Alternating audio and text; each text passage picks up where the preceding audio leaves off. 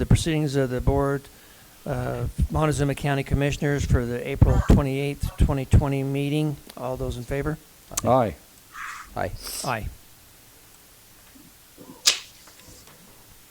Next on the agenda, we have the emergency manager update with Jim Spratlin.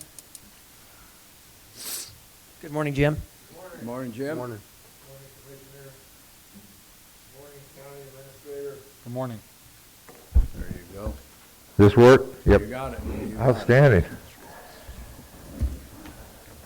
Well, it's a great day, Good. I think. I think we're catching up a little bit. I think things are moving forward. Hopefully they move according to the way we all want, but we'll see how that turns out. So looking at the 7 days, the last 7 days, we've done a lot of odds and ends, not limited to these, but we are getting more supplies. I'm able to find some outlets. We're getting some good PPE. We have a way to cleanse the other PPE, the N95 masks anyway. So we're moving ahead with that.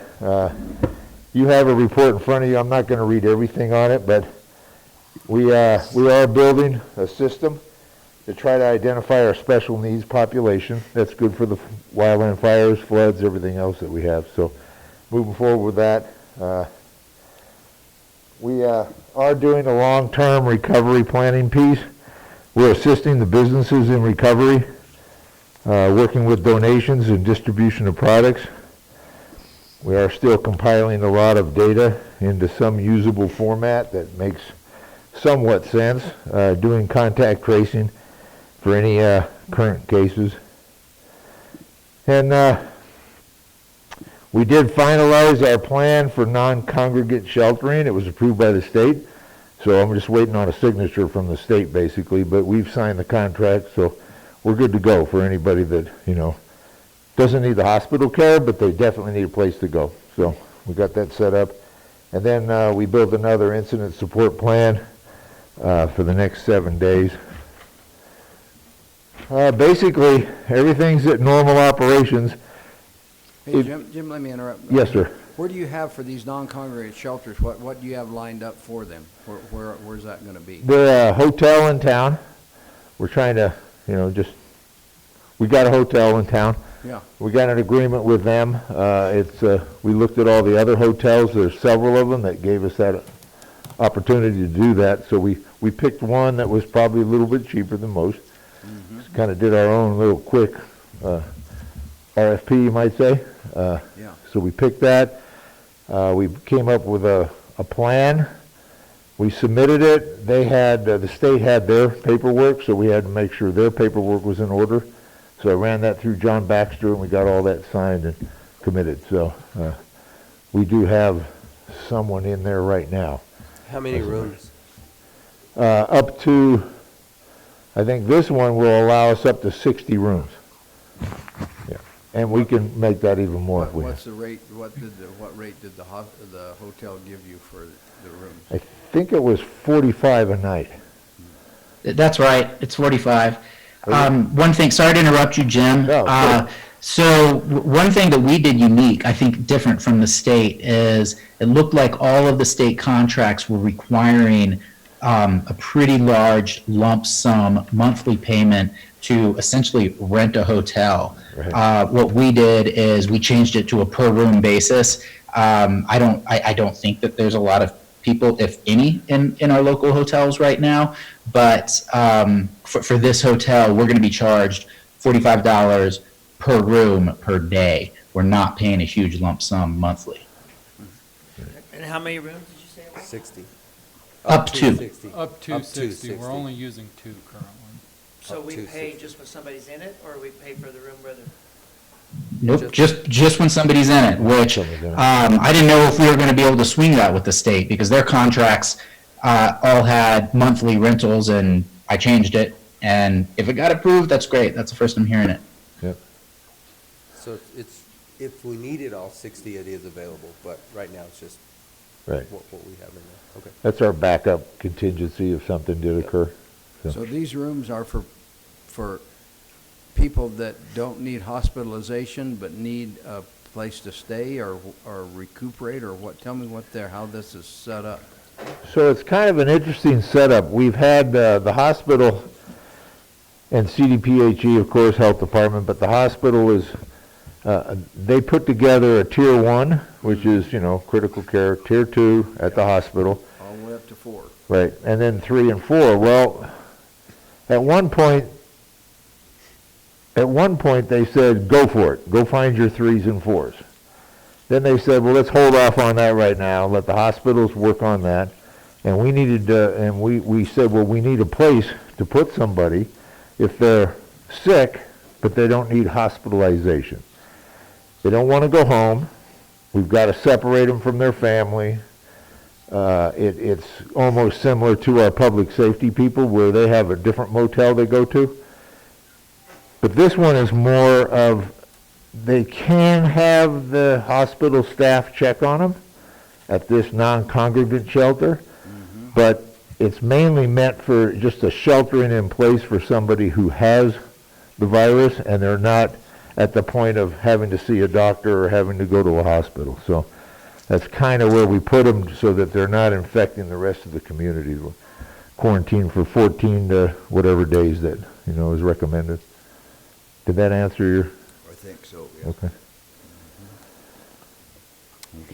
Okay. So in our normal operations, everything's running fine. Transportation, communications, public works, firefighting, law enforcement. In emergency management, we're still having our group meetings on Wednesdays at 10 and Fridays at 10. And then we have our staff meetings, you might say, with 12 of us in this room, separated, abiding by everything. And we had about an hour and a half meeting yesterday just to go over future planning, looking forward, trying to do strategies, trying to, instead of just having our situation reports with, everybody else, we're trying to plan forward and getting a lot of good information. So we did, with that, we did change up some of our key activities in our incident support plan, and I think you got a copy of that I sent out. We're still continuing in emergency management. We're still, posting, getting situation assessment, situation awareness. We're keeping an eye on everything. We sent out a recovery operations plan guide that's pretty much was being developed with questions. So that way you can read the questions and determine where you're headed on your recovery plan. And it's set up for like 1 week to a month out right now.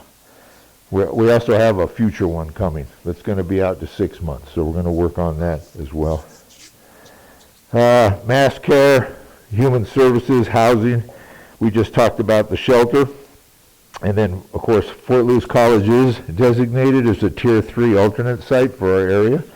They haven't moved forward with anything, but it is designated. So if something was to occur, we could get that thing working with the Army Corps of Engineers and start getting it up and running if we had to. So does that take care of the whole southern district, right? Region 5, so all 5 counties? Yes, sir. So Dolores, Montezuma, Archuleta? Right. Okay. So that's one of our main sites. Logistics support, we're doing well. We're getting a lot of donations, a lot of great people out there, and then slowly getting deliveries. So we're doing well. And the commissioner up in Cooper? Hillary, yes. She's been an asset, so it's a good score. So working through her and getting up to Denver, we were able to get a lot of good stuff right away. So it was good. Public health, just a quick rundown on them. They're keeping up with just about everything we're throwing at them. They're very busy. The contact tracing, but they are open for elective surgery right now. Patients, they're still closed the area to visitors. You can't just walk in. So they're keeping that at that operation level. Emergency services, EMS, normal operations, healthcare, normal. You know that you had a contract We've got that set up now, the exemption contract that we sent up to CDPHE. So that's en route, so hopefully that comes back pretty soon. We can move ahead. So that was a monument task, and we did it. So my hat's off. Good job. So our infection rate, of course, as of yesterday at 5 o'clock, you know, it's slowing down a little, but we still have a pretty good infection rate going on in Colorado. Not near as, you know, some other states, of course. The safety concerns that we were looking at that surround us again, but La Plata County, you know, was holding a while at 61. They're at 63 now. Archuleta went up 1 at 8. And then the rest of the statistics that I have, they kind of join together with the Navajo Nation and with Arizona. So some of these stats, you know, I mean, stats are stats. We all know you can make stats. Arizona is getting a gain, and so is the Navajo Nation. We're not getting that gain, we're not seeing it, but testing versus gain versus recovery versus, you know, so you can add all that together, and you can pretty much come up with some type of growth or movement, and I haven't been able to really put my finger on any of it other than from the south of us, the Navajo Nation is actually going up pretty good.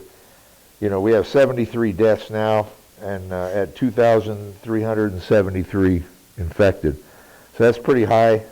Arizona, Apache County, right next to us is 549 in cases and 6 deaths. And then San Juan County, New Mexico, they have 781 cases at 57 deaths, went up quite a bit. So that's what's sort of surrounding us. We're at 18 now, as you know, 345 negative tests, 2 fatalities, and then we're still at 11 recovered out of those 18 cases. So that's where we're holding right now. I have a timeline there for you. Jim, you know, when this first started, it was reported that the tests are 70% correct. Is that still the case? I do not know that. I'm hearing one thing from CDPHE, and I'm hearing another thing from the different tests that we're getting from around the United States. I do not know, sir. I do not know that percentage. But I can find out. Have we heard anything on the hospital getting their testing machine? Has there been any movement on that AD or AB Max analyzer? That rapid analyzer, I have not heard that they got it, but I do know that we're bringing in some other little test kits that are rapid testing. There's 150 ordered for the Abbott, and the company that disperses this MB Max, whatever, who we sent the letter to, I think they have their meetings on Tuesday, so we should know something this afternoon whether we get it shipped this week or not. Right, and we got more of the other rapid tests coming. Those Bobby's got them ordered, she doesn't know if they're coming or not. Right, she Yeah, had they them are ordered ordered. as of last week, but there again, I mean, is it a week, is it 10 days? What? Right. Is it ever? Yeah. You know, Yeah. we're not getting any time frames from anybody. No. It's just, well, yeah, Thanks for the It's order, ordered. we'll get to it when we can. But I think it's But they are important to know coming. the accuracy of the test. Well, that's if- true, yeah, how accurate Right. the test is. You know, Right. the first case was my sister-in-law. One day she had a temperature of 99.5. That's it. So, and then I know some people, they die. So, if it's important to know if the test, how accurate it is. Is it 100%? It was 70%, they say. So, And I Which- think which it probably machine was depends that on the with? test and the I company don't know. analyzing I it. think that's it. I think that's that's the. why I'm at, Yeah, I think the Abbott may be different than the BD Max, and I'm Right. not sure what Cedar Diagnostics is using, but then the labs too. So I think there's a lot of variables that come into play with that, so. I mean, Yep, it's the a good different question to tests and the find different out labs. Which I Yeah. think, yeah, tests are more accurate. yeah. And which ones maybe we've been using too. Yeah. I think that's valid. Keep wanting to lick my fingers and can't do it. I can't get the pages open. Bring All them right. here, I'll lick them. Yeah, well, I can get up under here, but then I get in trouble, right? So, energy is up and running, normal operations, public safety is normal. Of course, our fire department's been pretty busy on calls, but they're not necessarily all COVID calls. So it's just summertime, stuff's starting to happen. Long-term recovery, the planning department's still working with the county. And still working with the Montezuma Business Task Force, and they're still providing information for over 5,000 businesses, and I think their email system is up to 700 plus, which is not just businesses, the information's going out. And our public information officers are just knocking it out of the park. They're sending information out that's constant. They've been working really hard with, I think, 2 commissioners, gave a State of the Union last week, and I think you're going to do it again this week, or whoever's doing it. So I think that's good. It gets that message out. We're all consistent. So that's moving along really well as far as consistency goes. Our helpers from National Guard may have to leave us May 22nd. We're hoping to be organized to where it's all not falling on the emergency manager. We're going to have a system in there where we cut out the middle people. So this system is going to start flowing. I think we'll be okay. One of the main concerns for me would be, because it was our understanding that they're helping deliver the Meals on Wheels. Right. So do you have a plan for somebody to replace that? I have people right now. I actually, CDOT, not CDOT, CSP, Port of Entry, are wanting to help deliver meals. So we're plugging in other people for different things. So we should be okay. And then a lot of the paperwork that's getting flowed through them or flowing through them is going to flow directly into some other areas. So I'm not going to be the keeper as per se. So we should be able to work things out pretty good. We should be able to pick up all the slack.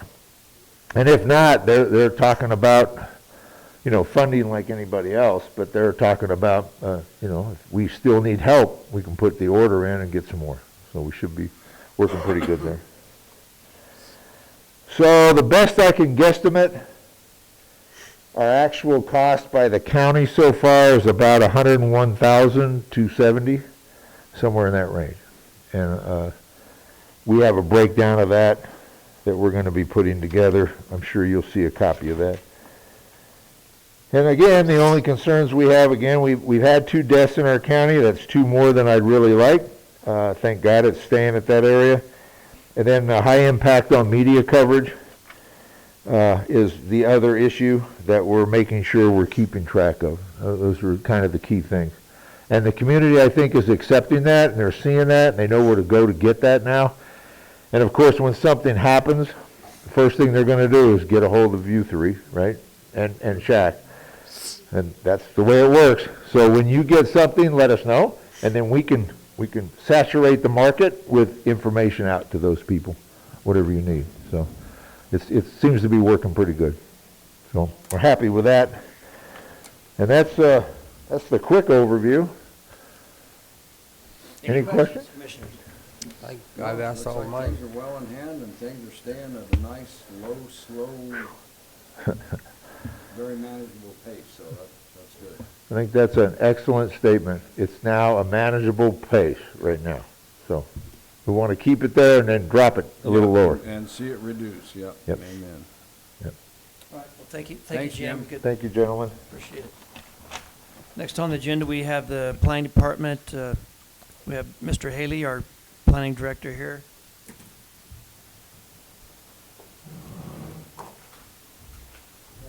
Gentlemen, all I need are signatures. This is, this was approved a couple months ago, probably our last public hearing.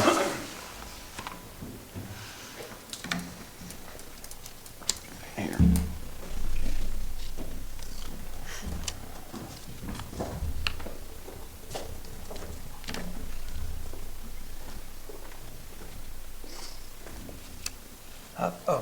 Sorry. See, you're out of practice. Yeah, we are.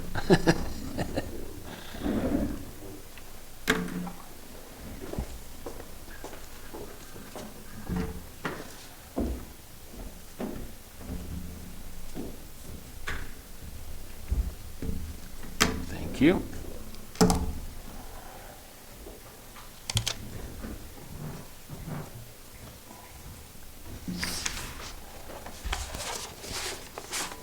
Any projects in the pipeline? Yeah, we've got, 5 or 6 applicants for P and Z coming up whenever we can hold it. We've got probably 5 or 6 for a public hearing in front of you guys whenever we can get it scheduled and public notices sent out. One's a 15-day notice, the others are 10, because one's a commercial or an industrial PUD. They take a minimum of 15 days public notice. And now the paper's only once a week, so it's getting harder and harder to get things. We need to continue to push to get our notifications on our website instead of that newspaper. I think it's by law that we have to put it into Well, they a do, but I tell you, publication.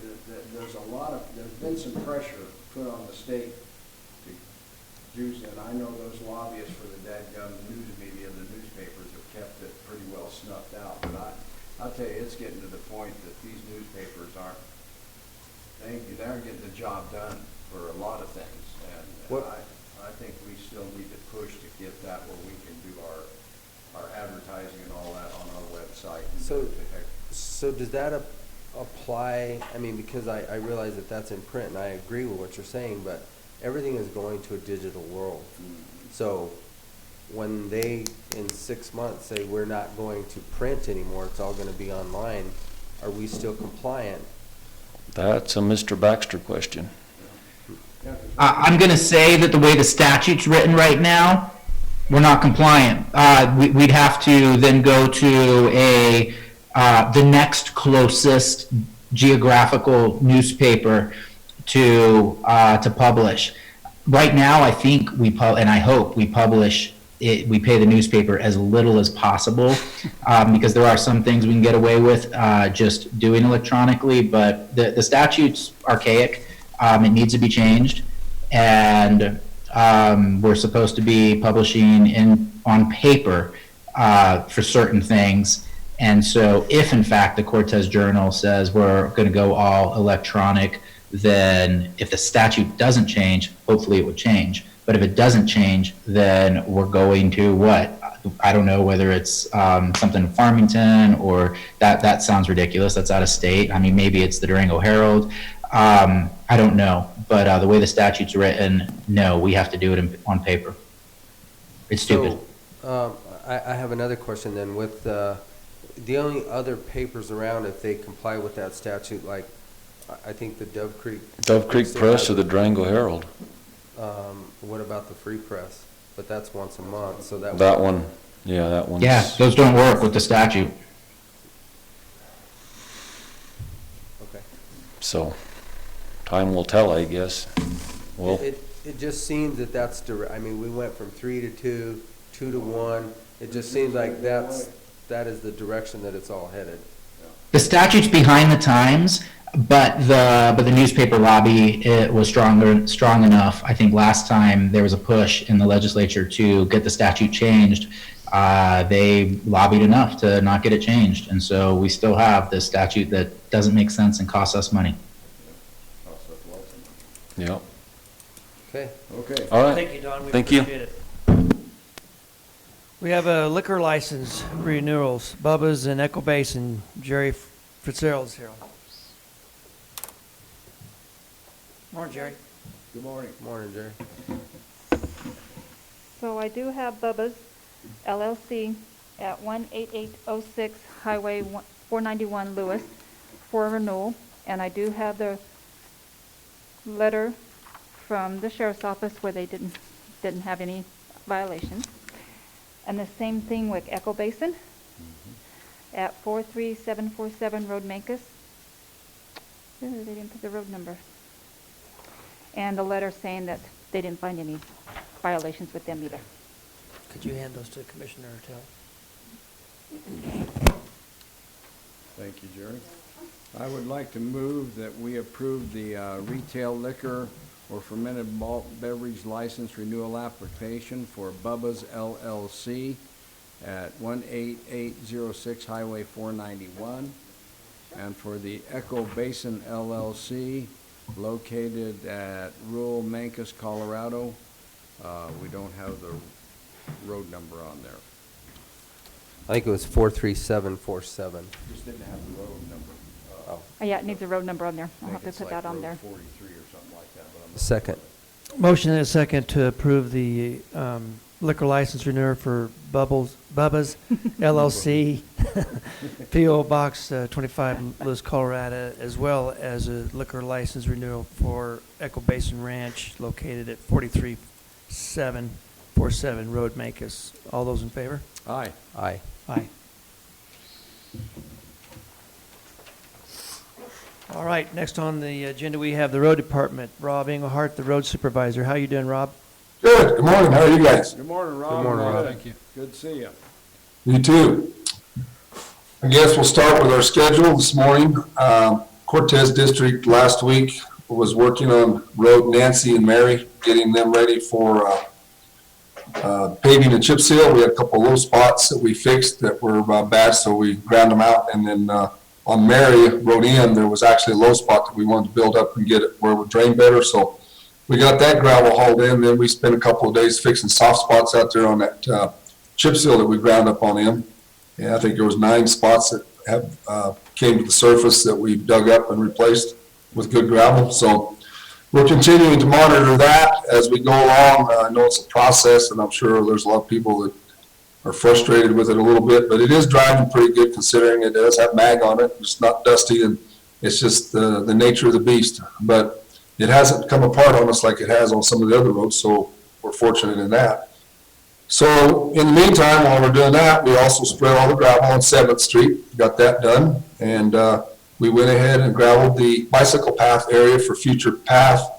I did not bring it up to full grade all the way across because it interferes with driveways at the point, but it is gravel, so, you know, when we open that up someday, there might be enough people that want to walk along the shoulder. There's 15 foot of shoulder there for a future paved or concrete path someday if it ever comes about. So I think that's going to help. So we went and gravelled all that. And then we got a call from a local neighbor of ours out on Road L, and we had a culvert that was about to come apart on us. So we went into emergency mode this Monday morning, closed Road L, and for the 2 days, and we should have it open tonight, and replace this culvert. It was at about 23,000 block over there by the road that goes to Crow Canyon there. So they're working on that today, maybe tomorrow a little bit, wrapping that up. We hope to have the road open again. Well, we'll have it open hopefully tonight. So, and then Cortez will move into mat chloriding, start catching up with their roads. And although I hate to say catch up, it's only the 1st of May. That's actually when we start doing it. So get started on that. It just seems like it because it's so hot out there right now. But the water really just started coming into all the canals, and we're just now starting to get water in our locations that we need to do that work. So we're right on track. Dolores, they did get done with all their magging last week. We completed all that over at Dolores and Mancos. So that's a step ahead. That frees up water trucks for the other 2 districts. It also frees up extra people if we need them to help with the other 2 districts. But they're done. They also got Road 41 and Road G ready for paving. So it got prepped, shouldered, and prepped up for them guys to show up, 4 corners show up and pave on that. And then today, or this week, we're actually graveling the road up into the Hay Camp pit. So that's Road 25, I guess it is, Hay Camp. Graveling that, getting that all done. What we ground up held up good. The subgrade was excellent. And so we just decided while we had time and we had the materials available, and trucking is not real busy up there right now, we just went ahead and started graveling it. Then we found out it's really busy up there. There's 8 logging trucks a day rolling through there, all these independents, but we're making it work. We just radio communicate with all these independents, and we're getting it in, and we'll probably put the mag chloride on that road on Thursday and then walk away from a while. It should be in pretty good shape. We're also planning our seasonal bladed repair down River Canyon next week, the week of the 11th. We'll be down in there for a few days blading. We'd like to go in and fix some bad spots. We saw some from the spring rutting, and we'd like to take some in-dumps down there this spring and fix some more of those spots. We try to do a little bit of that hauling gravel in there every spring, and mixing in some gravel, some of that Ormiston gravel with that mud, and it seems to be working well. What we've been doing the last year and a half has been really a big help, and it's just getting busier all the time, so we're doing more and more of that kind of work. But we will start that on the 11th. The Roundup District is all Road S. They've been busy out there for 3 weeks. They've got it back together. The roads or the bad spots that we ground up are all gravelled. We brought a blade operator and the blade in yesterday, and we blue top graded it and put mag on them. And we're waiting for the pavers to arrive hopefully Thursday to start patching those bad spots up and get ready for the overlay on it. In the meantime, they started doing some mag chloriding yesterday, so that's what they'll move into now is mag chloriding, starting in that district or that area and moving north towards Yellow Jacket and Pleasant View. And hopefully by the week of the 11th, they'll split that crew up a little bit. We'll be working both ends coming to the middle with mag chloride. So everybody's working mag now on all that stuff. Trucking, been busy hauling material to Road S. We've also been hauling material to 184 and Hay Camp Road up there. But also next week on the 11th, we'll take that crew, we'll park the trucks, and we'll start shouldering. As you can see down here, we're getting to it now, the scheduling for the paving. They've been putting a lot of asphalt down, so now it's time to start following up with the shouldering crews. So they'll move into shouldering. Crushing, they're done with everything except the drain rock for the landfill, that's cell 4, but we hope to be done by that end of the week on that. If not, it'll be early next week, 11th and 12th at the latest. I did get gradation results back from Troutner and checked with their engineering group, and they are acceptable. If they don't segregate too bad, we're in pretty good shape. We got a pretty good blend of rock for the landfill that's coming out of the Ormiston pit, and that's a good deal because there's a lot of rock up there. We were able to make that work pretty quick for us. So Will you move the crusher then, Rob? pardon me, sir? Will you then move the crusher to new location? Yeah. Then the crusher is scheduled to come out of Ormiston and go right back to Hay Camp, and I think we're probably getting pretty close to being able to work out a safe way to go up to Weld County and get our crusher and bring it home. I'd like to get it down here now. It's time to try to get it in here and set it up at Hay Camp and get built up around it. We'd only got to do some screen work on it, a little bit of work to get ready to go. So we're looking at our options. I don't want to say we are or we're not yet, but we are looking at our options to safely go up there and get that. We do need to take up 12 tires and 12 rims and change them and put new ones on. And, the old ones are old and weather checked, and we don't want to take a chance on blowing tires all the way back from Weld County to Cortez. So it's going to take a little process. It's going to be uniquely with this virus, and it's going to be tough. But we'll figure it out somehow. We'll get it home. So, but Weld County is loosening up their restrictions now, so I think we can make this work. So that's what we got to do there, Larry Don. Asphalt crews, Four Corners did apply 2 actual separate crews to paving. Road G is done. They got that done last week. Then they moved over to Mancus with crew number 1. As you can see, they went to Road 41. They're currently paving over there. They anticipate being done we was hoping to be done by Tuesday, but I think that's going to slide now till Wednesday, and then they'll be out at the Roundup ready to start work, or Road S start working on it. But that crew 1 will go from G to 41 to Road S, and then they got to break and go back to do another job they got with CDOT, and then back to Road Nancy. So that crew should be done paving, we hope by the 3rd week now, sliding a little bit. By the 3rd week in May, we'll be done with that part.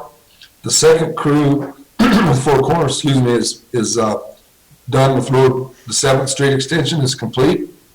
And then they moved to, I got 25, but they did it just opposite what I thought they'd do, which doesn't surprise me. I'm always backwards with those guys. So they're doing 27 road now, going south. They'll go across H and then wrap up with road 25. So just reverse 25, H, and 27, but it's all on that same loop. So they're working on that, and they would technically be done by the 15th, and that'll wrap up all of our paving by mid to the 3rd week in May, which is phenomenal because we didn't think we'd be done with that till late June. So. Hey, Rob, I wanted to commend you on that Road S. I was out on that this weekend, and I'll tell you that cut through that big canyon there, you guys did a heck of a job broadening that out and firming it up, and you guys did a nice job on that great big fill job there. Thank you. Yeah, I think that was probably one of the best parts of the whole thing, that one problem led to another, but we corrected a lot of issues on that road that have been there for the history of the road. So I think in all Keenan, I think that section of Road S, that 2-mile section, is going to be a major improvement. We're still only going to pave 22-foot or 11-foot lanes. We like the extra shoulder, and we also like to slow that traffic down a little bit by pulling that in just a little tighter. But I think it's going to be a big improvement with that canyon being what it is. Yes, you're 100% right. Thanks for compliment. We appreciate it. So Rob, is 7th Street, other than the striping, is that all that we have left before we can open that? I need the shoulder. Next week, that'll be one of the first ones I go hit, Jim, is the shouldering and get that cleaned up. We got some driveway touch-up to do, some access touch-ups, post signs, get our speed limit signs posted and our informational signs posted, and then stripe it, and that don't start till 18th, and then we're ready to open. So. Good. So we could be ready by the end of the month then. That's the goal, yes, sir. Okay, So, great. and striping, you're talking a couple hours, so. Right. If we can get all this other stuff done, which there's no reason why we can't, get the stripers in there, that'll be one of the first jobs they do. We'll pull the barricades up and open it up, so. Good job. Very good. Also, I think Shaq and I were talking about maybe getting together on some of this. I think Shaq will be talking about it, whatever the buyers will allow us to do. I wouldn't mind seeing a little ribbon cutting on that one. That's been quite an adventure, so anyway, something to think about, so. As far as that goes, that's it for the schedule. I do have, Shaq, if you want to change the screen on that painting. We went and got 3 quotes for painters this year since we were doing so much of it. Branson out of Durango was a bidder on it. They were actually low. We did take Stripe a lot at about $350 difference because of their different price structure for mobilizations. We hope to do as much as this as we can in one mode, coordinating with the city of Cortez, and Stripe a lot has a contract with the city. It helps us get a good price, but it also helps us with our scheduling later, because we still have to do 5 miles of the Kinder Morgan truck bypass in about July 1st. So I went ahead and used Stripe a lot. We've been using them the last 3 years. They do an excellent job for us. I picked them out of the 3 quotes, so I just wanted to bring that to your attention today. And they'll be here on the 18th to start painting all these roads. So, gradation for the cell phone, we talked about that. The new trucks are still scheduled to be here. Remember, we ordered 2 new trucks. They were actually supposed to be here about the 1st of April, but we are now about the 1st of May. We are the 1st of May, I guess I should say. But the guy who works with us on that through that trucking company was here last week, and he said that they are still scheduled to be here early, what's today? It's May, about 2 weeks from now. So I'm getting lost in my months here, but we're still on track to get them, which we're very happy, because we didn't know if they were even on the assembly line. We didn't know if they shut it all down and everybody was home. We just didn't know. Nobody was talking, and we finally got word the trucks are on their way. So we should be here in the next 2 weeks. So that's good. Stone, sand and gravel is about got their plant up and ready to run, their asphalt plant. So I'm going to haul some chips up out of McCallum, take up there. We got to get some crusher fines brought into them. Use them to make our asphalt for the blade patching. And in the big picture here, we still got a lot of blade patching to do this year before we do our chip sealing. A lot of the roads that were scheduled to be chip sealed this year are the single coat chip seal. So we got to do some blade patching. So that all came together. That had me worried, because Four Corners is probably going to take their plant over to another job as soon as they get done with us, from what I'm understanding, and we would have been hauling asphalt out of Durango or Farmington or something. So this is good news to have this one up and going here in a couple of weeks. And then I guess last but not least, CenturyLink is back. They're here to do another season of fiber optic installations. So welcome home, I guess. Here we go again. They are hopefully going to wrap it up this year, but I don't know. They got a lot of work to do. We'll see. But be aware of them. They're out there digging and trenching and boring and working in all corners of the county, and they're everywhere. So everybody pay attention and watch for their work activities. We have had a couple of issues this year where they went through hidden or unknown water lines, irrigation lines, and basically with the call before you dig, locate rules and regulations are, we're letting the landowners and the utility companies work it out between themselves. Utility companies all have their permits, everything's up to speed. It's just that nobody knows these water lines are buried in these bar ditches and in these right-of-ways and these easements. And by law, they have to make an effort to contact somebody and check and make sure if it's not on the call list. But if there's no indication that there's water lines there, they don't know who to call. So there's this dark area in this system that says, could be the landowner's responsibility to fix it. So we're working through that by letting them work it through each other and then helping with permits or whatever we can do in the end if we have to. So if there's any conversation about that out there, we are trying to do it the best way we can. So I Anyway. would mention, I know about a situation, I think it's just wrong. If I was to drive my car through your fence, I should be the one that fixes the fence because I'm the one that caused the destruction. So whether it's intended or unattended, if CenturyLink tears up somebody's water line, in my opinion, they should be the ones that have to fix it. By law, you're right, if there's an indication right on that there's a water line there. But if you don't see the water line and you don't know it's there and it gets hit, they don't necessarily have to take that responsibility. The fence is there. If you drive through the fence, you probably ought to get some new glasses. So I think it's more for it's damn hard, Larry Don, to see a pipe 3 foot in the ground that's been there since the 80s and nobody even has a clue that it's there. So you have to be fair with that one. So Right, but if the landowner probably didn't even know it was there either. that's a good point. There was one on Road S. He had no idea that the landowner put it in the bar ditch. Why is it in the bar ditch? How come it's not on private land where it belongs? So it's not a utility, and these are utility corridors, and we allow them to put them in. In fact, Larry Don, because of this, last couple of years, we're working closely with NRCS now, and allowing them to put them in the right-of-ways is okay as long as they get registered, as long as they're marked, and as long as they're posted. There's nothing wrong with it. There's absolutely nothing wrong with it. But when farmer A just takes off and goes down to Marcus for a half mile and cuts across the road, and farmer B buys it and don't know it, why is it the contractor's fault when they hit it, years later? It's a tough one, Right. Hopefully you don't run into that every day. No, we don't. And I will say that the contractors have been very fair about it. They're going out of their way to not get in a big fight and go ahead and fix them. But I'll tell you, sometimes them bores, they get down in those pipes, and there was one at Areola that went probably 400 or 500 foot down through there, bouncing in and out of the guy's pipeline. And it just busted it up. And they replaced every bit of it that got busted up. And they did not have to. They didn't have to. They just did it because they wanted a good relationship with the owners. So it's working. So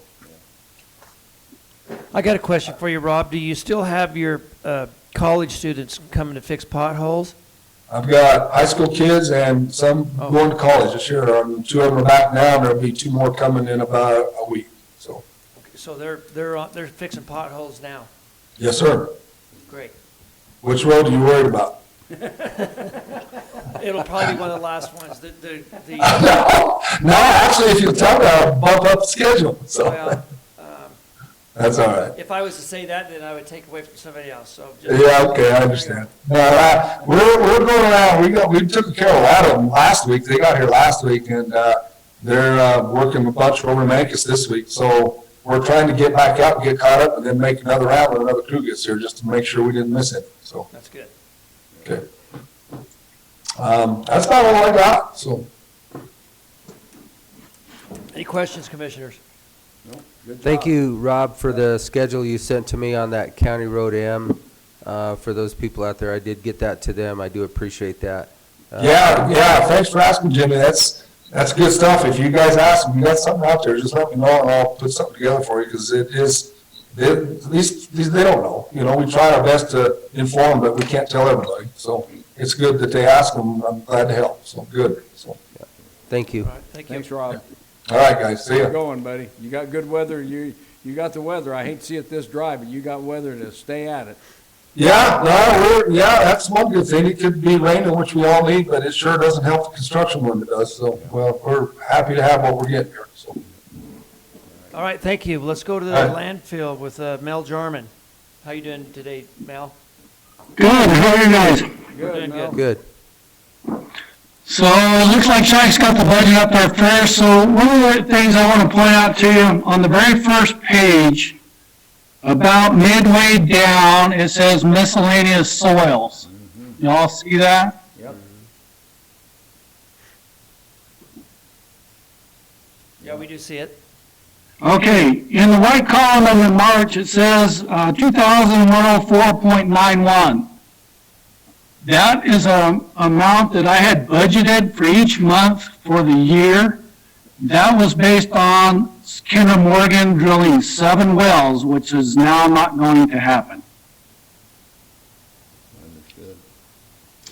So we're going to lose about $20,000 in that was not foreseen. Understandable. Yeah. I have one other issue with our cell 4 in the budget that I did for it. And Shaq, there you go. If you can look at the one drawing there. When I did the budget back in September, October, the drawing that I had did not show a GCL liner. This drawing does, and this drawing is what we're going to have to go by for the cell floor liner. And I have a meeting this afternoon with Jerry Wasimbeck. He's coming out here, and I do not know what the cost of that liner is going to be at this point. I should know sometime this week. What is a GCL liner? Can you describe that, Mel? It is a synthetic liner with bentonite in it. A geosynthetic clay liner. It should be listed there. Kind of hard to see, but it's a geosynthetic clay liner. Oh, okay. So above the 1 foot of compacted clay, we got to do the geosynthetic clay liner, and then the geomembrane liner, then the gravel, and then the geotextile liner. So Mel, I have a question. So why do we have the 1 foot of compacted clay under a geosynthetic clay liner as far as 12 inches thick? Because I get to have a clay liner there, but why does it have to be so thick? Well, if we didn't, the cell 3 clay liner was 2 feet thick. And I don't think we have enough clay to do cell 4 with a 2 foot thick clay liner. That's why we had to go to this different style of liners. And as far as it being that thick, it's just a safety factor that the engineers have designed in there.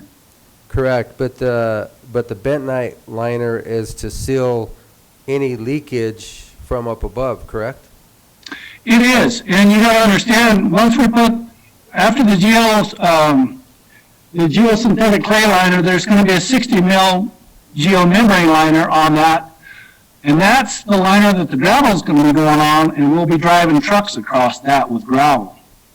So it's a safety factor in case that 60 mil gets damaged. So if I remember right, them liners are very expensive. Well, the original cost that I got last year from Sembeck, when I was working on my budget, the 60 mil HDPE smooth was 70 cents a square foot installed. Now, I'm sure the prices have changed a little bit in the last year. The geotextile was 21 cents a square foot. And like I said, I do not know what the geosynthetic clay liner is yet. I didn't know about this until just a week or two ago. This drawing that you're looking at is the one they just sent to Bob Peterson at CDPHE for approval. Do you kind of have a number? We know 70 cents a square foot, but how many square foot? What is the? Well, it's 3 acres. Is the size of the cell floor. 3,000 to 130,000 square feet, approximately. Yeah. And both those liners, it's gonna be right around 90, so I need to figure $1 a square foot, so you're looking at those 2 liners. at 100 Well, those two 150,000. liners are the fabric and the poly. That doesn't count the geosynthetic yet. Correct. So you're looking at $2 a square foot. I will hopefully this week I'll have a figure. Jerry from Simbec's coming out this afternoon to look at it and get back and give me some figures. Okay. Other than that, we're still waiting on our loader. We're still extremely busy, which I guess is a good thing. We're going to need the money to build this thing. Hey, Mel, do you have an idea when the city's gonna start? Are you guys gonna start doing any recycling anytime soon? The only recycling that we're doing right now, we're accepting the cardboard. If a private citizen wants to stand out there and sort it themselves and put it in the proper bins, we're letting them, but we're not handling it. Okay, so you're doing that with plastics? With plastics and paper and cardboard. Yeah. So the city, they've closed down their recycle center up there. They don't have any bins for cardboard, glass, number ones, number twos. They don't have anything up there. They've completely stopped. Right. But they are bringing us cardboard. The city is, and so is Waste Management in the Packard trucks.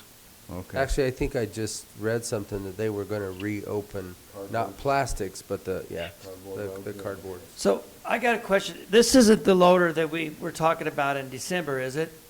Yes, it is. That's 6 months. What happened?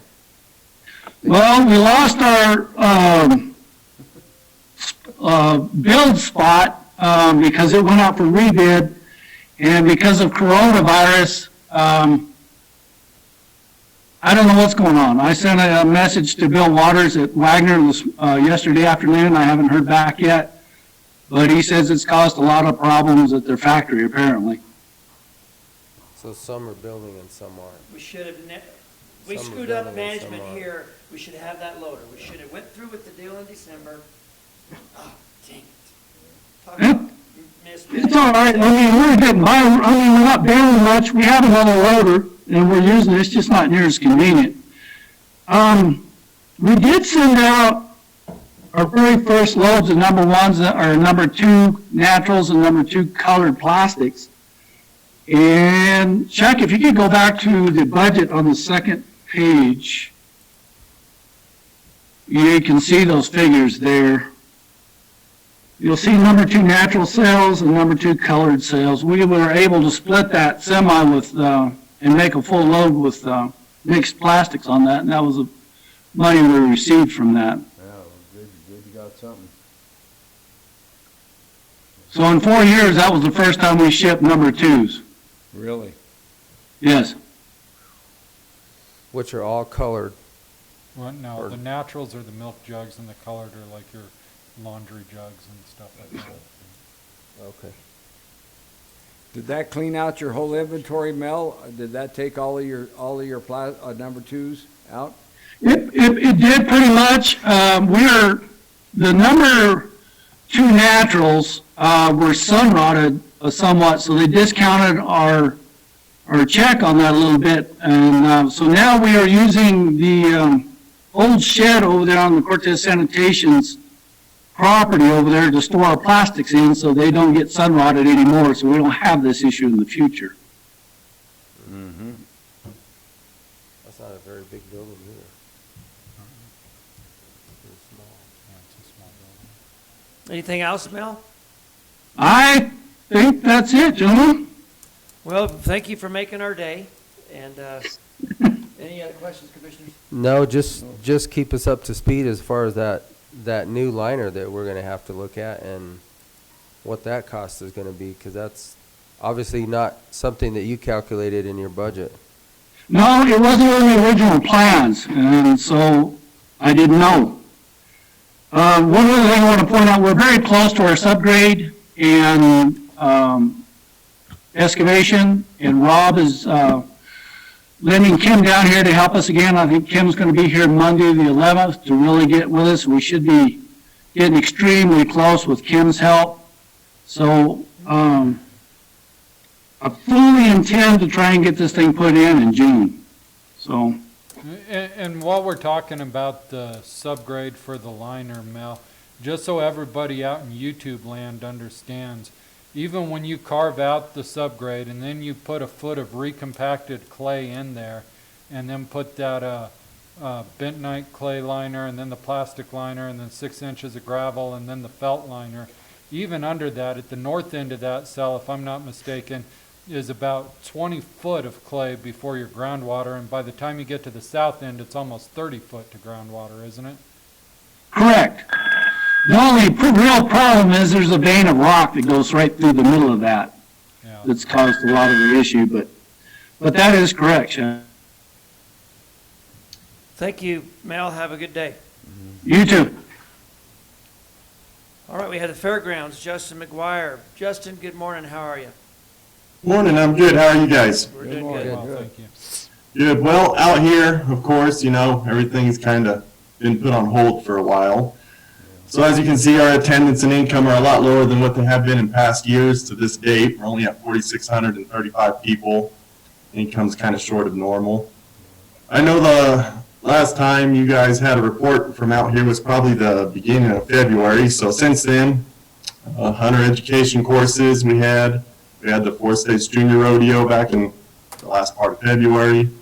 Also had a youth roping camp. Those all went good. March 7th and April 11th were our commodities. The April 11th one had a huge turnout. And then, of course, the fairgrounds, we had those closed from March 26th till April 26th. We just opened up our outdoor arena on April 27th, and we still got our indoors closed. It'd be nice to try to get our indoors back open, since a lot of the people that's got the annual memberships for, bought the horseman's cards so they could ride in here. Other than that, coming up, we got our test and tune that they're wanting to do on May 14th. Since they didn't get to do one on one of these last weekends. And then they want to do their car races, and I know that's all, being in the works at the moment. I don't know if that's all been Justin, approved or looked at expected that to and what be Eugene approved. Felker is proposing, and I've gone over it with the health department too, and they're okay. Initially, they're going to race with no fans because we don't know if that if our plan will be approved by CDPHE yet or not. They're going to do all their race slots by Facebook Live, so that there won't be people gathered around. They're asking people to bring exact change so there's not an exchange of money. The drivers will be paid by a check, and they're going to have 5 people per crew, a driver and 4 in your pit crew, and they're going to have the pits set up 20 feet apart and not allow people to interact. So that would keep them to gatherings of 10 or fewer. They'd be spaced out by at least 20 feet apart, and the pits crews, when they're working as a crew, will wear masks. The driver obviously won't need to in the car, and so the health department's good to go with it. So I think as far as May 15th goes, May 15th and 16th, letting them have their race with no fans, at least they get to start their season, and then we'll just see where it goes from there. Yeah, that sounds good. I know I went over some of those things with Eugene, and I think he's got his plans in place, and everything that he needs to put in place he will. And then I know he's going to get the sheriff's posse out here to regulate everybody that comes in, that, whether they're racers or spectators, turn them away if they don't need to be there. Right, and they're going to be doing symptom screening on everybody coming in. They'll use their heat guns to take their temperature, ask them about their cough, whatever, and they're not allowing any of the drivers or pit crews to show up that have any symptoms. I think it's a great alternative to at least let him get started and get his racers and stuff going at our track out there, and hopefully as we move along and can hopefully get that opened up maybe by June or so to fans and start really great racing season out there. It needs to start. I mean, obviously less the fans, but at least those guys are still being able to Race and get their to do what they have to do as far as their series goes. But and if he has the blessing of the health department, I mean, I think they're going in the right direction. Yeah. Hopefully we can get some fans. Yeah, it's a good thing. But just to back up to, and maybe this question's for John. John, by the orders now, are we allowed to open up the indoor arena?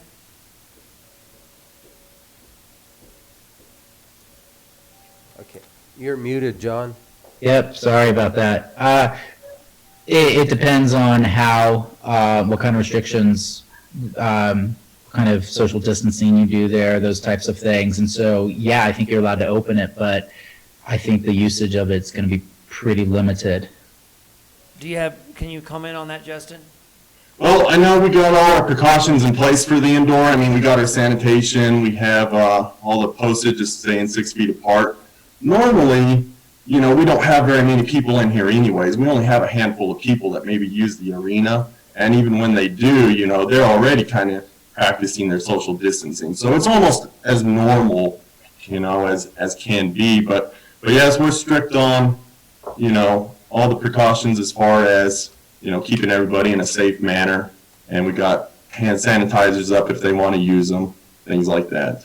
So it sounds feasible from what Justin's describing. It sounds like it will comply with the orders. Yeah, if you keep it to 10 or less? For 10 right or now, less it's 10 or now. fewer.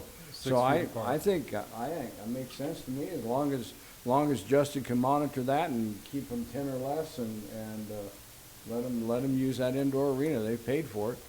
I don't think you ever have 10 at a time, do you, Justin? Maybe once in a great while. I mean, yeah, very rarely is there ever 10 people. And most of the people that do come in, they're all related anyways. You know, you'll have a family of 4, and they'll come in and they'll ride around, you know. And then maybe there'll be another group with, you know, 1 or maybe 2, but they kind of keep their distance from one another. Other than that, the only other thing that we got going that might be a little harder to monitor is the after-hours card. Since that's a new thing this year, you know, I can put out an email and say, you know, if you're going to use the after-hours part, you know, we can only have X amount of people in, and you also have to practice your social distancing and things like that as well. You might have to reduce that nighttime stuff, Justin, when there's no. Okay, just kind of keep it You shut can down just for now. separate it- Just separate it when nobody's there, but as long as you're out there and you can basically monitor it, which I don't ever remember seeing 10 out there, but I guess it's possible. It's possible, but it's not. It's not probable. Yeah, and he's going to be able to monitor. Yeah, it's very unlikely. I mean, it is possible, but it is very unlikely that we have that many people, you know, so. We'll try to work on getting it open. Okay, we can do that.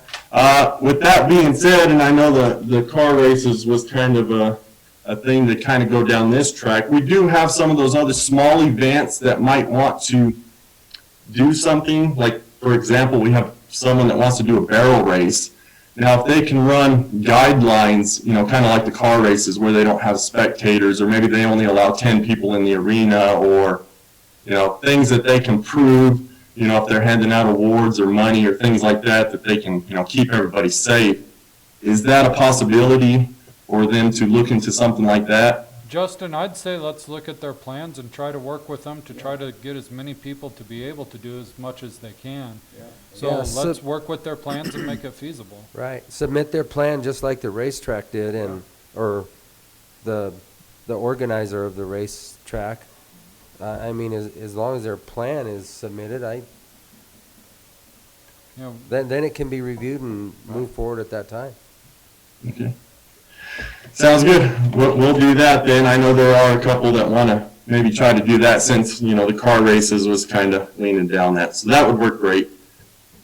Other than that, I mean, we got the commodities coming up on the 16th of May, you know, a couple different car race events. Most of everything that we have, if you look down to the next slide, has been rescheduled or canceled. We've had about a little over a dozen events that this whole coronavirus has affected, you know, within the last month or coming up in this month. And then we've had a few of our big shows that's got rescheduled to different dates later on the year, and hopefully we can proceed with those. And then there's been a few that want to reschedule but just haven't done so yet. But other than that, I mean, we're just trying to get everything opened up and back to rolling out here, you know, because we were just kind of in a standstill. Okay, hang on, Justin. We've got a conversation down here about the Lighthouse Baptist request. I think Commissioner Candelaria was sent the request. You want to and elaborate? somebody's actually commenting on YouTube about that right now too. So Justin, it sounds like they just want to use the parking lot. Did you see that email? I did not see that email, I just saw it on the agenda. Well, basically, their National Day of Prayer, and I don't have it in front of me either. They typically do it in the city park, but that's getting people sitting next to each other and out about. So compliant with this, the people will sit in their cars. They have their own FM tuner, if that's the proper language, and they actually will do their National Day of Prayer with just a few on the podium or whatever they choose to use, and then the people will be in their cars just using the parking lot, basically is what the email states. So there's a statement saying here saying that they've already planned to use the Elks. Oh, Yeah, okay. If Miss McHenry is correct, she's stating in a message here that be advised the Lighthouse had to move ahead with their plans, and the Elks Lodge has graciously agreed to let us do our drive-in service there this Thursday evening for the National Day of Prayer. So that sounds like it takes us out of the Okay. takes Well, us then- out of the ball game. So Then it doesn't matter, Dead issue. Justin. Well, but it does matter, because Okay, yeah. what if another church wants to do it? I think we need to make a decision whether that would be okay or not. I know John had some concerns. So, yeah, if you let one, and I- are you going to make them pay for it or what? I think we let them all do it. Well, I think all of the conditions still apply, correct? I do too. I think we let them all do it too. And I think if Lighthouse Baptist Church had to change it from the Elks to this Thursday, that they're more than welcome to do it. Yeah, I don't, we're not discriminating against anybody out there. No, Everybody no. has their opportunity. And I think that was your concern, Mr. Baxter, is to make sure that there is no discrimination against anybody. And I think we're all on board that if one does it, then they can all do it. Correct, there's no problem with that. And then Justin, what about, how we coming along? I know I'd seen an email with the remodel. Yeah, I know they had their walkthrough on Friday, and then I believe you guys are going to do open your sealed bids or whatever on one of these next commissioner meetings coming up.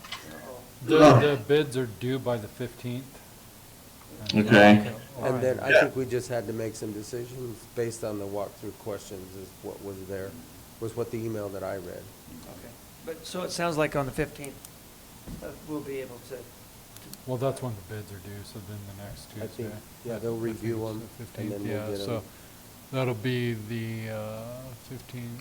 I sent you a 19th, schedule guys will make a of all decision. the dates of how they all lined out. okay, all right, I guess I. So you the have decision that. will be made on that on May 19th. Okay, That's when you guys will vote.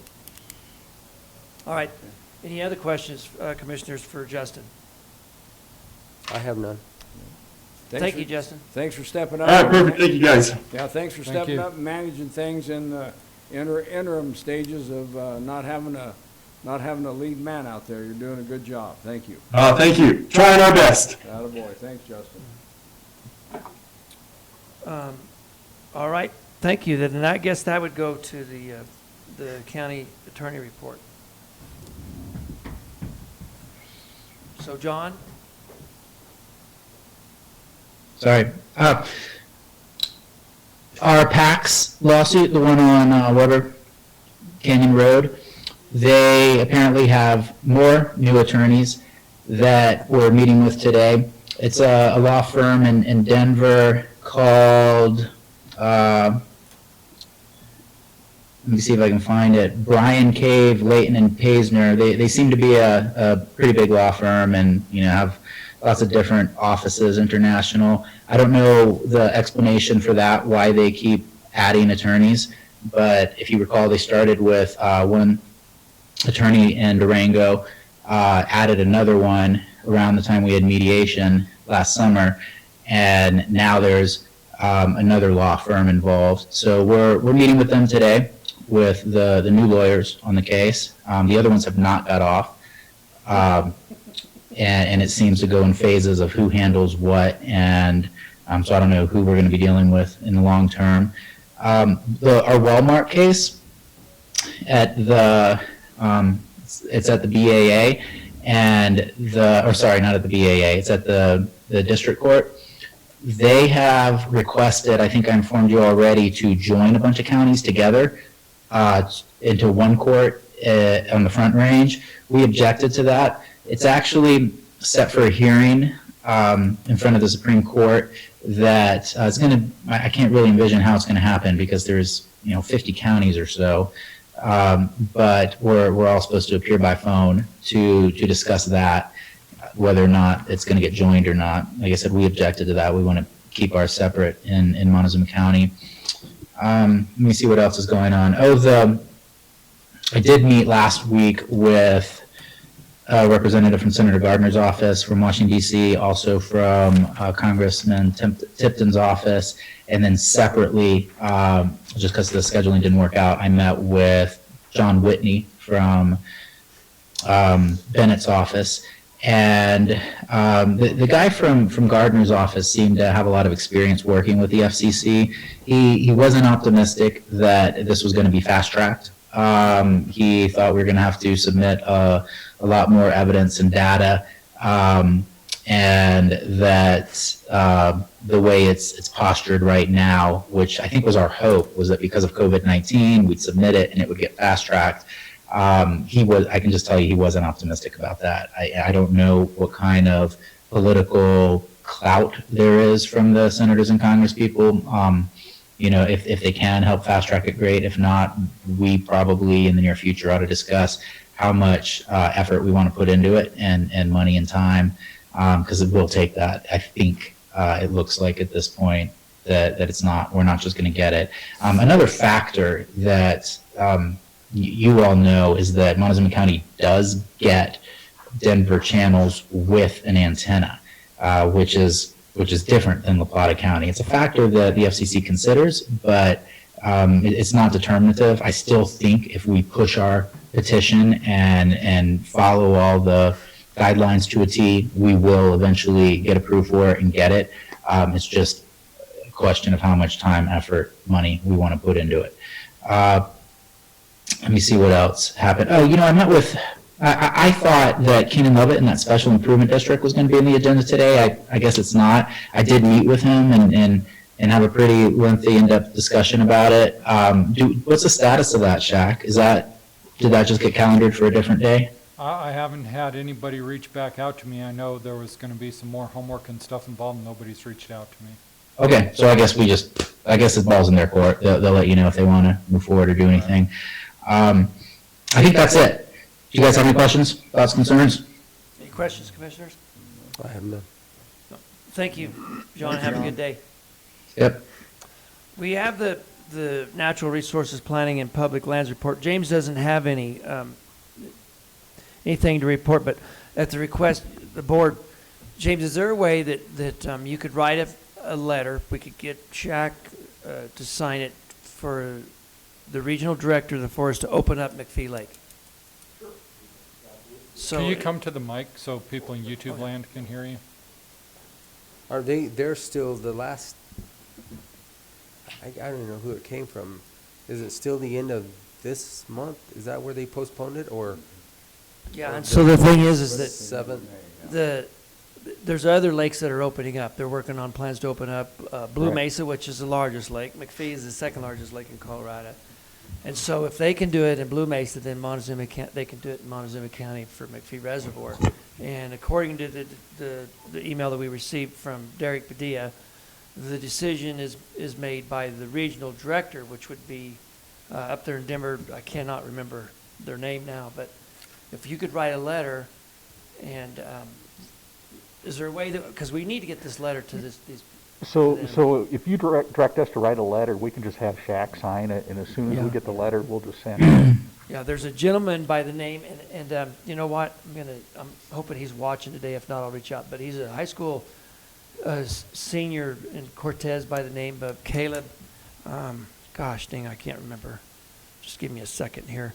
And he has a petition of 900.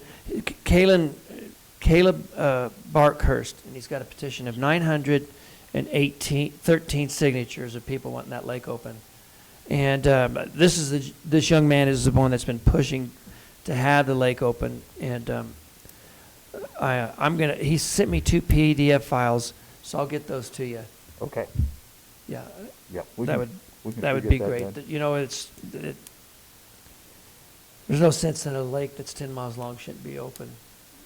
Well, and that lake doesn't get super huge volumes of use. If people just use common sense down on the launch ramp, that they should be good to go.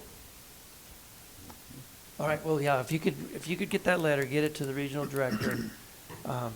Is that okay, commissioners? I'm Yeah, fine with that. Shaq, I'm fine If with they- James writing a letter stating that one of our citizenry has 900 some odd signatures requesting that be opened, and that Mr. Padilla and the Forest Service get that lake opened as soon as possible.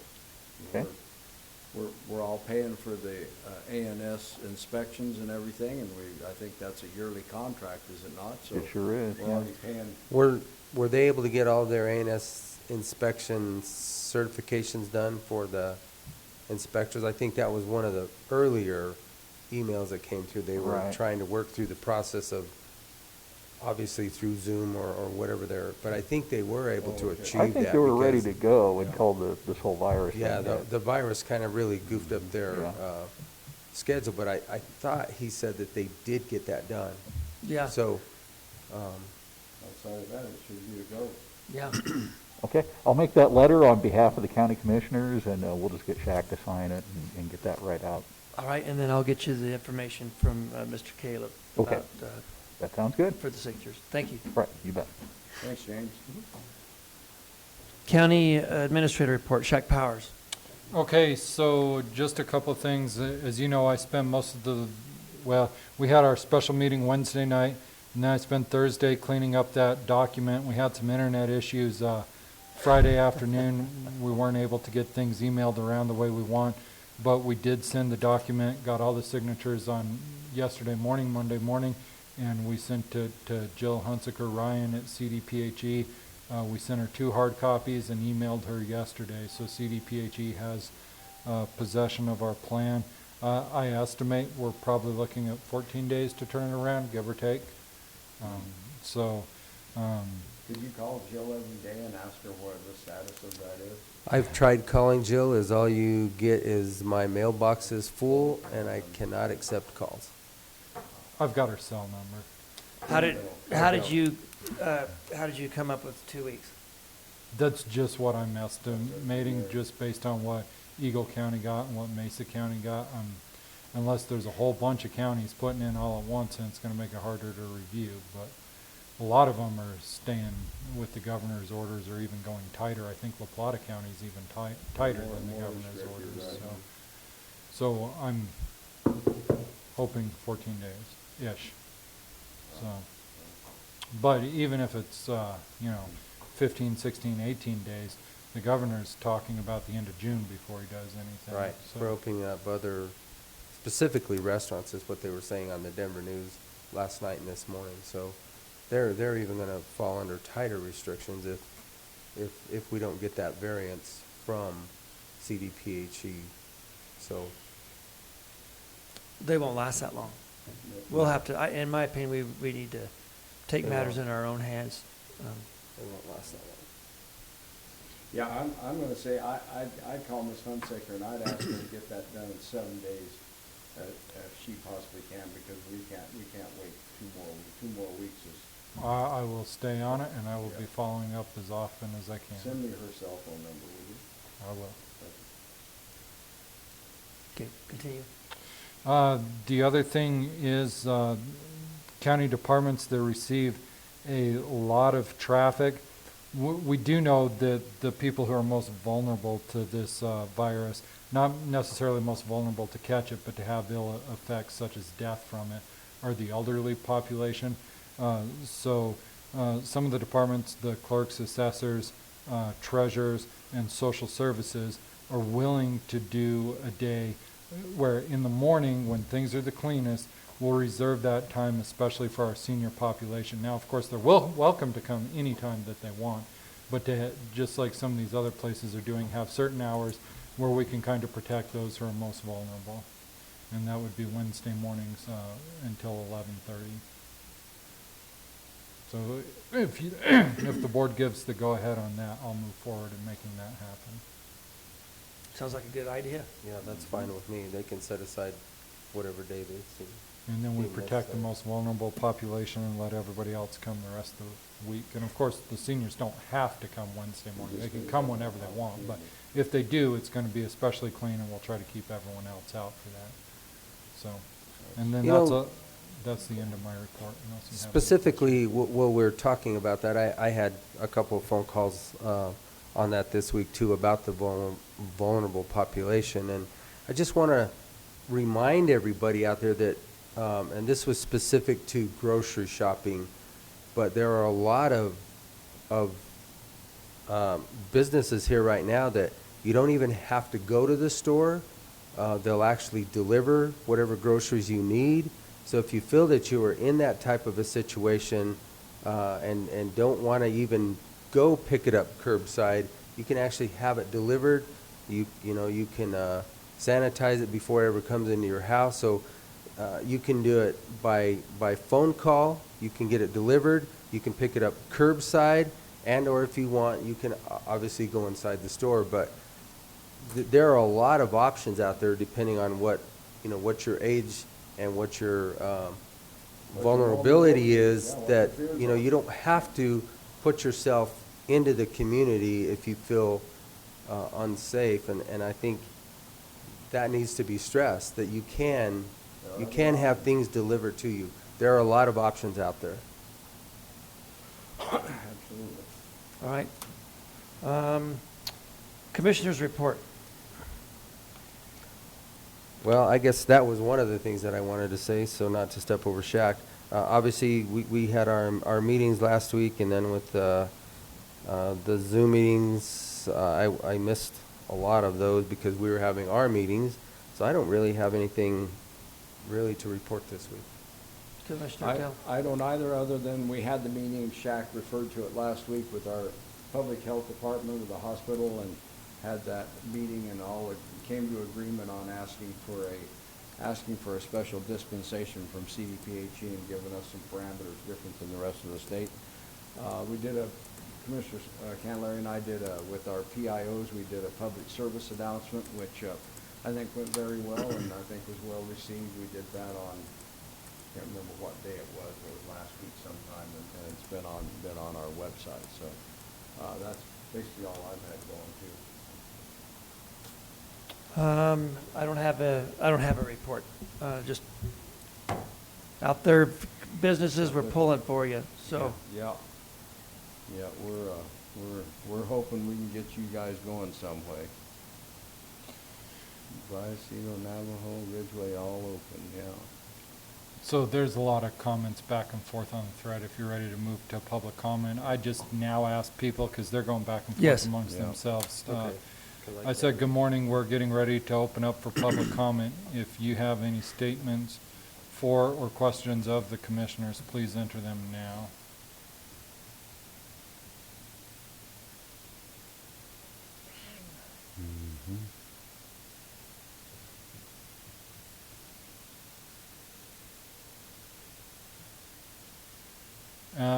SS Whitehorse, as far as the Navajo Nation goes, Jim Spratling gave an update at the beginning of his report, or at the beginning of the BOCC meeting, he updated the statistics for the Navajo Nation. Yeah.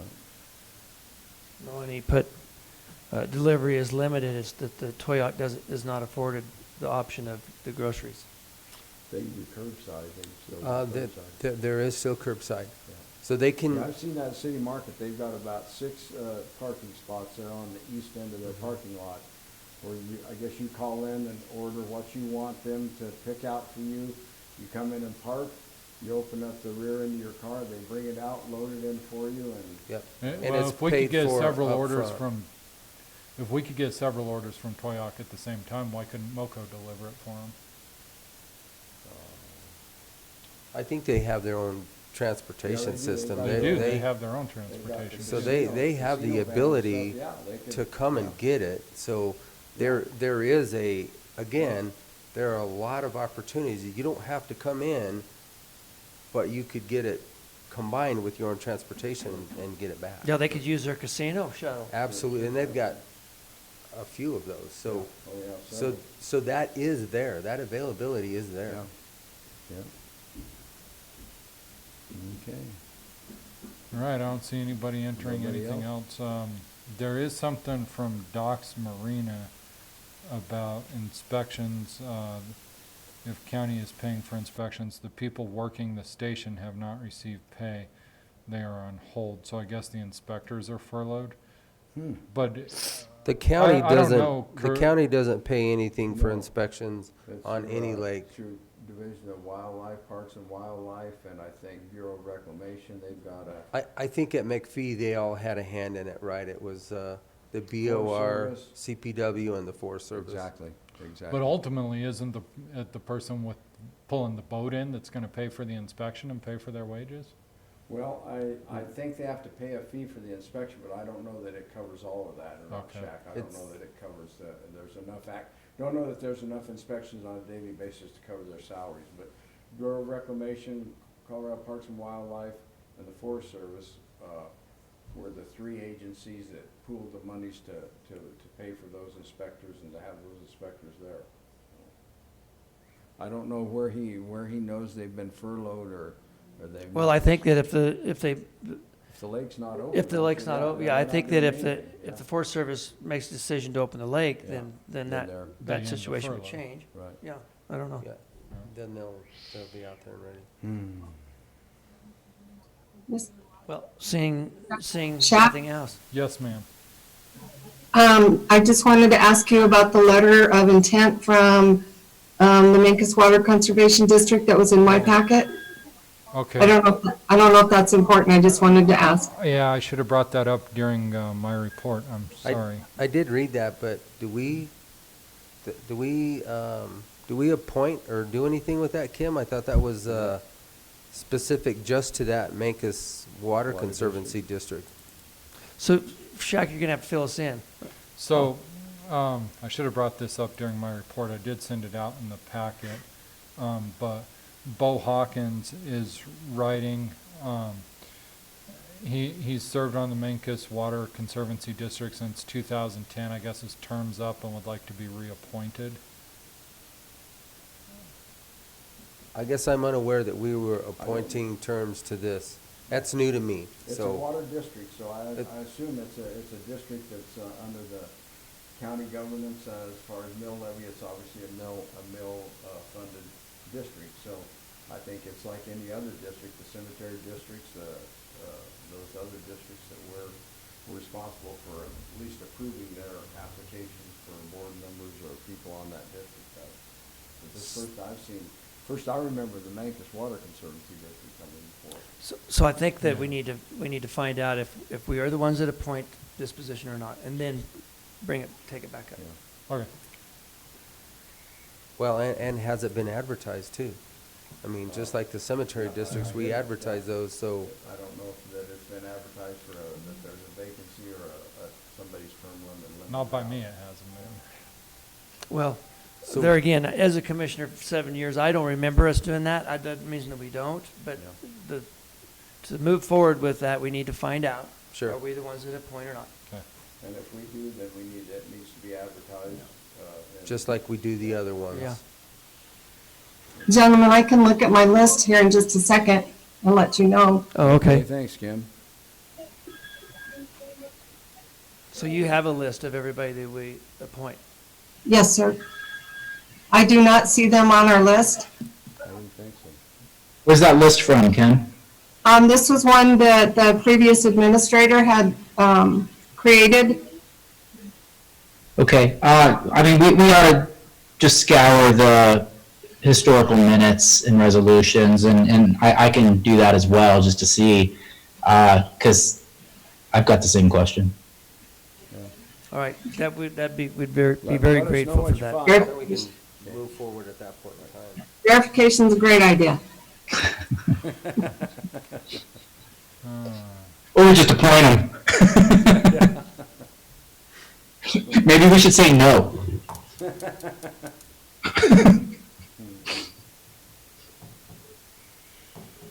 All right, Any other questions? Doesn't look Commissioners? like it. I was just trying to read through here, but no, I have no other questions at this time. I would move we adjourn. Second. Motion and a second to adjourn. All those in favor? Aye. Aye. We are adjourned. Hold on, I gotta turn off YouTube. I got several screens open. Does this Give one me a turn sec. off too, Shaq, or does that tie with?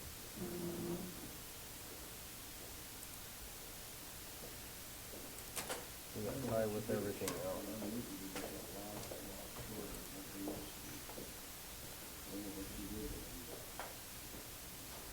To who? What do you